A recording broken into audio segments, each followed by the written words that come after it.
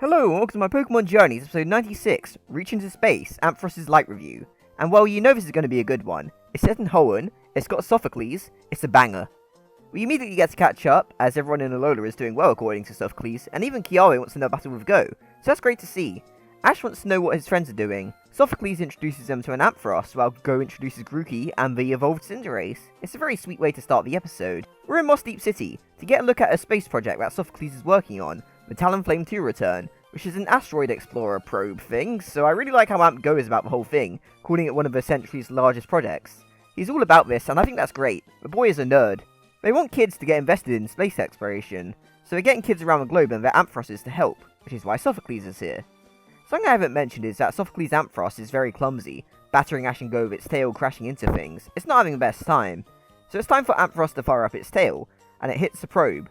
The panel explodes and Sophocles and Ampharos think they did something wrong. It's a really great moment as they just walk out upset. Sophocles is a dreamer becoming an astronaut, so a moment like this going poorly must be devastating. Ash and Go do their best to cheer them up, but when Grookey's playing on Ampharos' tail and Sophocles wants it to turn its tail on, it illuminates for a second and goes out. The light that shone so bright isn't working due to Ampharos' feelings of failure, and that's really sad and relatable. You can do something right so many times, but one failure can put such a huge mental block on you, and it runs off. As I look for Ampharos, Sophocles also has huge doubts about himself. He's not actually Ampharos' trainer. His cousin Mullane is, and he was just lending it to Sophocles for his project. By the way, we get Kukui in a flashback here, so thank you, Journeys. Sophocles sees himself as a burden and a nuisance to everyone else, so Ash speaks up and tells him he's wrong. He's always doing his best. He's here to work on achieving his dream. Sophocles is none of the bad things he's saying about himself, which is an amazing message. During all this, silly little Grookey runs off chasing a Volbeat's tail, so now they have to deal with two lost Pokemon. Cinderace finds Ampharos, and they can't attract Grookey with Togedemaru's Light or Pikachu's Thunderbolt, so the only one who can make enough light for Grookey is Ampharos, so Sophocles really imparts what Ash conveyed to him to Ampharos. He knows if he gives up his dream won't really come true, so all they can do is try their best. Ampharos really tries and produces a powerful light, one that draws Grookey right back to them, who leaps into Go's face for a hug. Ampharos gets all the praise, and they head back to the Space Center.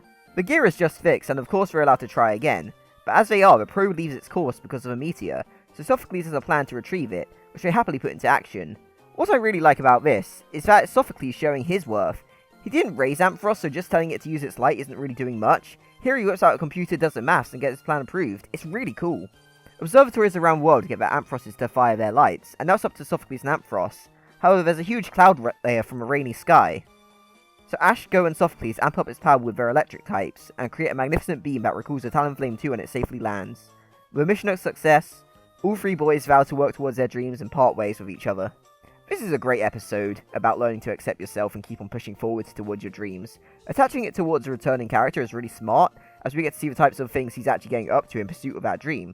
We know he's been going to Hoenn since he ended Sun and Moon headed there. In episode 37 he mentioned he was going for a workshop, and now he's here for his project. I just really love seeing Sophocles returning and getting this growth in this series other than his debut one. It's also really cool to see him apart from the other Alola gang members. But they also made the really smart choice of pairing him with a Pokemon that doesn't belong to him, but one that's like him. They both have the issue of getting really defeated when something goes wrong, beyond their control or not, and seeing Sophocles overcoming that hurdle and getting Ampharos to give it its all again was amazing. And Ash had a great role this episode.